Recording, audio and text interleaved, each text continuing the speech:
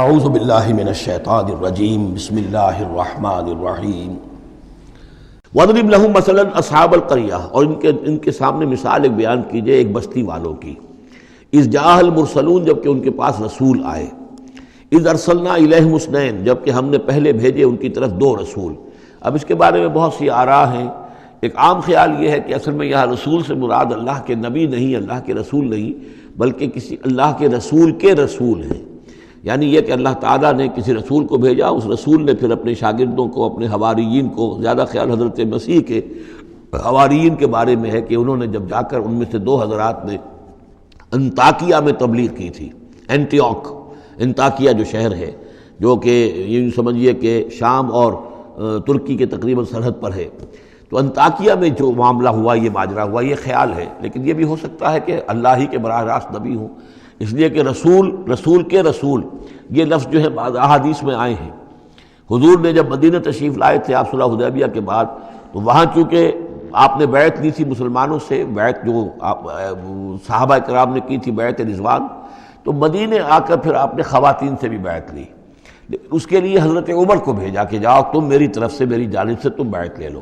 تو وہ جب گئے ہیں خواتین کے مجمع میں، تو انہوں نے جو الفاظ کہے وہ یہ کہ انا رسول اللہ، میں اللہ کے رسول کا رسول ہوں. اللہ نے رسول کو بھیجا محمد کو صلی اللہ علیہ وسلم، اور محمد نے بھیجا ہے مجھے آپ کے پاس. اسی طریقے سے حضرت سعد بن ابی وقاص کا جو قول تھا، جو ایرانیوں سے انہوں نے کہا تھا انا قد ارسلنا، ہم بھیجے گئے ہیں، اللہ نے بھیجا اپنے رسول کو محمد کو، اور انہوں نے بھیجا ہے ہمیں. تو یہ امکان تو موجود ہے، لیکن یقین سے ہم نہیں کہہ سکتے. بہرحال ان کے پاس پہلے کوئی دو رسول بھی ہو سکتے ہیں، جیسے کہ حضرت موسیٰ کے ساتھ حضرت ہارون بھی تھے. فَكَذَّبُوهُمَا، تو انہوں نے دونوں کو جھٹلا دیا. فَعَزَّزْنَا بِثَالِثٍ، تو ہم نے ان دو کو مزید قوت دی ایک تیسرے سے، ایک تیسرا اور رسول بنا کر ہم نے بھیج دیا. فَقَالُوا إِنَّا إِلَيْكُمْ مُرْسَلُونَ، انہوں نے کہا ان لوگوں سے، اس بستی والوں سے، کہ ہم تمہاری طرف بھیجے گئے ہیں اللہ کی طرف سے. قَالُوا مَا أَنْتُمْ إِلَّا بَشَرٌ مِثْلُنَا، انہوں نے کہا کہ تم نہیں ہو مگر ہم جیسے انسان. وَمَا أَنزَلَ الرَّحْمَٰنُ مِن شَيْءٍ، اور رحمان نے کوئی شے نہیں اتاری ہے. إِنْ أَنْتُمْ إِلَّا تَكْذِبُونَ، یہ تم سب جھوٹ بول رہے ہو، تم نے جھوٹ گھڑ لیا ہے. قالوا ربنا يعلم انا الیکم لمرسلون، اور ظاہر بات ہے کہ کوئی اور دلیل تو وہ نہیں دے سکتے. انہوں نے اپنے اس یقین کا، اذعان کا پھر دوبارہ اظہار کیا. ان کا نہیں، ہمارا رب جانتا ہے کہ ہم تمہاری طرف اس کی جانب سے بھیجے ہوئے ہیں. وما علینا الا البلاغ المبین، ساتھ ہی یہ بھی جان لو کہ ہماری کوئی اور ذمہ داری نہیں ہے سوائے اس کے کہ اللہ کا پیغام تم تک صاف صاف پہنچا دیں. قالوا انا تطیرنا بکم، ان کا کہ ہمیں تو آپ کی نحوست سے کچھ اندیشہ ہے کہ آپ لوگ جو ہے آپ کی وجہ سے ہم پر کوئی نحوست نہ آ جائے، کوئی اللہ کی پکڑ نہ آ جائے. انا تطیرنا بکم لئن لم تنتہوا، اگر تم لوگ باز نہ آئے جو بھی تم دعوت دے رہے ہو، لنرجمنکم، تو ہم تمہیں سنسار کر دیں گے. ولیمسنکم منا عذاب علیم، اور یا یہ کہ کوئی اور عذاب علیم تمہیں پہنچے گا ہماری جانب سے. قالوا طائرکم معکم، ان کا تمہاری نحوست تو تمہارے اپنے ساتھ ہے. این ذکرتم، تم یہ بات کہہ رہے ہو جو کہ تمہیں ہم نصیحت کر رہے ہیں، تمہیں نصیحت کی گئی ہے، یاد دہانی کرائی جا رہی ہے، تمہاری اپنے قلوب کے اندر یہ حقائق موجود ہیں، ذرا کبھی دیکھو. وفی انفسکم افلا تبصرون، ہم تو صرف یاد دہانی کرانے کے لیے آئے ہیں. این ذکرتم بل انتم قوم مسرفون، لیکن یہ کہ تم لوگ جو ہو بہت ہی حد سے بڑھ جانے والے ہو. وجاء من اقصى المدینۃ رجل یسعى، اب اس بستی کے لوگوں میں سے ایک شخص آیا دوڑتا ہوا، اور بستی کے پرلے سرے سے. قال یا قوم اتبعوا المرسلین، تو انہوں نے کہا، اس شخص نے آ کر کہا، ہے میری قوم کے لوگوں، ان رسولوں کی بات کا اتباع کرو، ان کی پیروی کرو، ان کو مانو، ان کی تصدیق کرو. اتبعوا من لا یسألکم اجرا، دیکھو انہوں نے تم سے کوئی اجرت نہیں مانگی، تم سے کوئی اور کسی شے کا تقاضا نہیں کیا.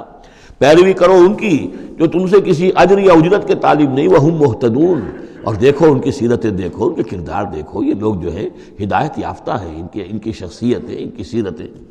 وَمَا لِيَ لَا أَعْبُدُ الَّذِي فَطَرَنِي، اور اس شخص نے، یہ بستی والوں میں سے وہ شخص ہے، انہوں نے کہا مجھے کیا سبب ہو سکتا ہے کہ میں نہ بندگی کروں اس ہستی کی جس نے مجھے پیدا کیا ہے.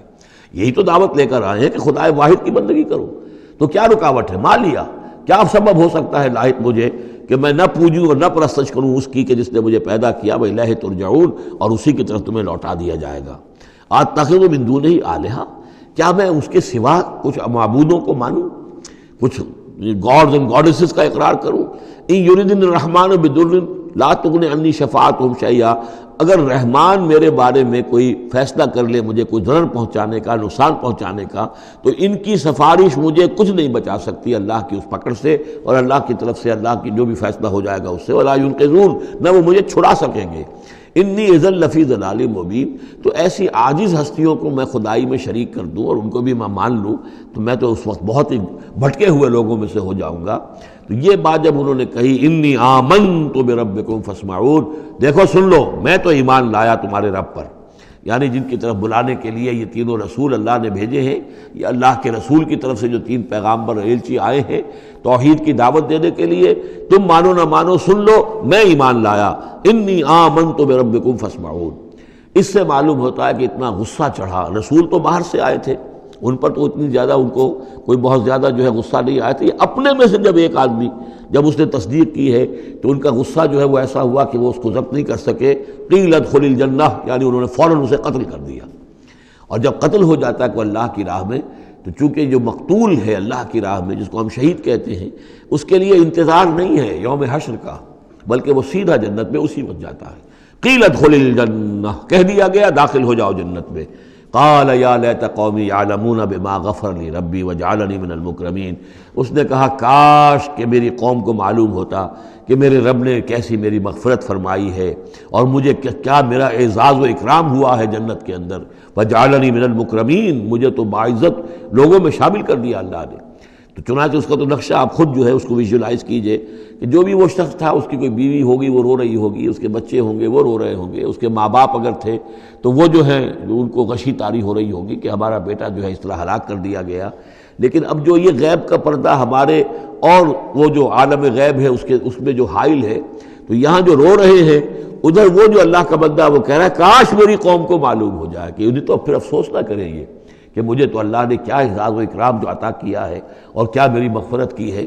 قیل ادخل الجنہ قال یا لیت قومی یعلمون بما غفر لی ربی وجعلنی من المکرمین وما انزلنا علی قومہ من بعدہ من جند من السماء، اور پھر ہم نے نہیں نازل کیا اس کی قوم پر اس کے بعد کوئی لشکر آسمان سے، وما کنا منزلین، اور ہمیں کوئی فوج اتارنے کی ضرورت نہیں ہوا کرتی، ان کانت الا صیحۃ واحدۃ فاذا ھم خامدون، وہ تو بس صرف ایک چیخ تھی، ایک چنگھاڑ تھی، ایک بڑی آواز تھی، اور اس کا نتیجہ یہ نکلا کہ وہ سب کے سب بجھ کر رہ گئے، جیسے آگ بھڑک رہی ہو اور ایک دم بجھ جائے، ختم ہو گئے۔